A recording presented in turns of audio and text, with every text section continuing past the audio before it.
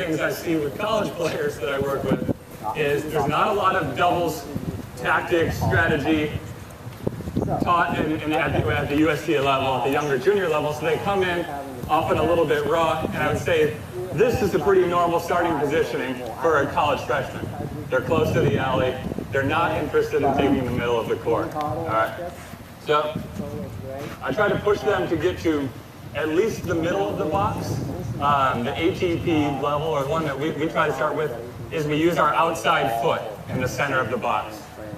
So, like I said, if you can't see and you want to come on the court, that's totally fine. I'm happy to have that. But basically draw an X in the box. That middle point is going to be right about here, and that's where I'm going to put my outside foot.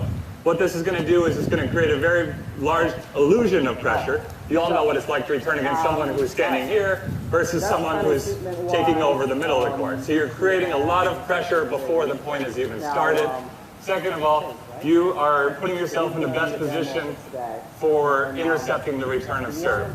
So starting here, if you're going to start this far over, you're going to need to be a touch further back. I talk a lot about playing very close to the net. We'll address that in a second. But you're going to have to start here, because if you move forward any further, you're cutting off the net, or cutting off part of the box with your head.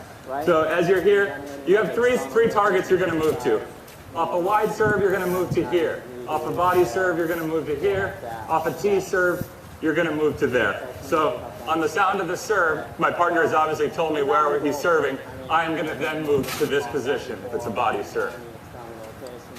On top of that, you should already have pre-plans where you are taking the ball if you get it. The biggest thing about being the serving team is that you can pre-plan the first 3 shots of the point. You know where the serve's going. You can assume the return is going to you. It doesn't really matter if it goes to your partner, and you know where you're going to take it if you touch it, right? If I'm starting here, my partner serves to the tee, I'm going to move to here, and I get a ball right here. Where am I taking that? David, you raise your hand? No. No? Outside. Outside. Okay, I'm going to take it outside. The problem with taking it outside, there's a net man or there's a baseline guy over there, right? The returner, Tommy, will you stand in as the returner? Tommy has been moved to the tee because of the return, so he's right there. His partner is up here at the net or at the baseline. If I take it this way, I'm going through one, maybe even a second player, all right? Exactly. I'm going to take that ball into the returner's alley. Off a tee serve, you always take it to the returner's alley. Off a body serve or a wide serve, you take it through the middle of the court. People ask me all the time, your partner serves 125 miles an hour, someone smacks the return 100 miles an hour, and you reflex it to the right spot. How do you do that?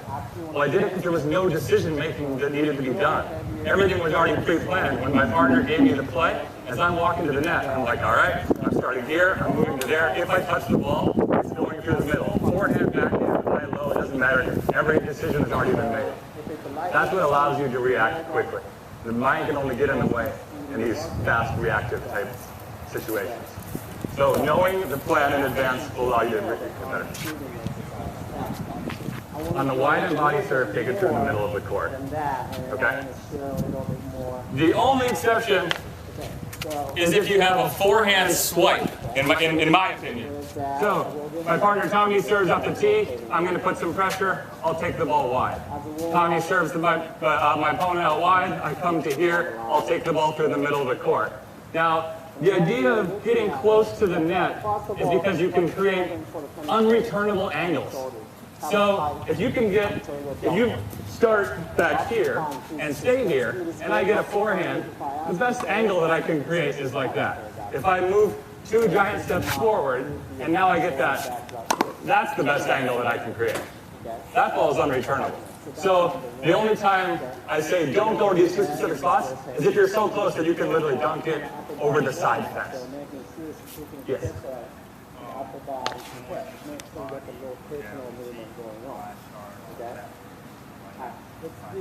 Because if you don't start in the same position every time, you're going to give away where your serve is going. Yes, if you serve body or tee, why not start closer? Because you're not worried about the partner hitting you. You've got to start in the same position every time, or you're going to alert your opponent to where you're going. Next thing I want to try is same rotational movement just this. Okay? And we're going to Go bent over and down. And going out of the Good question. So if you don't put the ball away, he asked, where do you then move to? Yes, you do want to move back. That's exactly right. So the actual movement that I try to recreate, and I've been shadowing this, and it's tedious, it's not that much fun, but is a starting position of here. Let's say it's a body serve. I'm going to move, try to finish the shot. If I don't get it, say it goes by me and goes to my partner, as he's making his first volley cross court or wherever, I'm backing up to this type of position. If he then volleys to that corner, I'll shuffle over. And this will be my now neutral position as to where to play the net from. That make sense? So yes, you do need to get yourself back. One question I often get, I coach a women's team.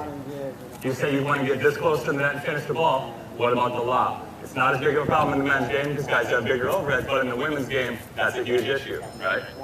So the good thing with the women's game is that you're primarily serving and staying back. You will have some players who want to serve and volley. But the best thing about playing close to the net, if you're serving and staying back, is that the lob's not much of an issue. If Tommy's back there and he's my partner, and they get a lob over my head to either side, he just runs and covers it with a ground stroke. It's exactly what you see with Granollers and Lopez, these Spanish players who've been dominating lately. Guys like Oliver Marac. They're not great volleyers, and they know that. So what they do is they play I formation about 4 inches from the net and pop up and just swat balls off the court. It's not pretty. They don't always use their strings, but they get it off the court. And if anything goes over them, well, you're playing into Mark Lopez, one of the best forehands in the world, and they're Rafa. You're playing into these guys who can hit a forehand off any of those. So the lob's not really in play. Like, they figured out how to hide their weaknesses by playing that close to the net. Next question I get is, okay, my partner doesn't have a great serve. What if they get a big forehand and they're going to hit me? All right, well, if I'm playing close to the net, and I'm a man, I'm only really worried about getting hit in 2 different spots, right? One of them is my face, and the other one I can protect by playing very low, right? So if I get into this type of a position, I'm really fairly well defended. I'm not too worried about Tommy hitting me in the shoulder. Shoulder doesn't hurt. But, so that's my last minute defensive mode. Tommy, let's just feed a couple of quick ones, grab the hopper, and just feed a couple real fast at me.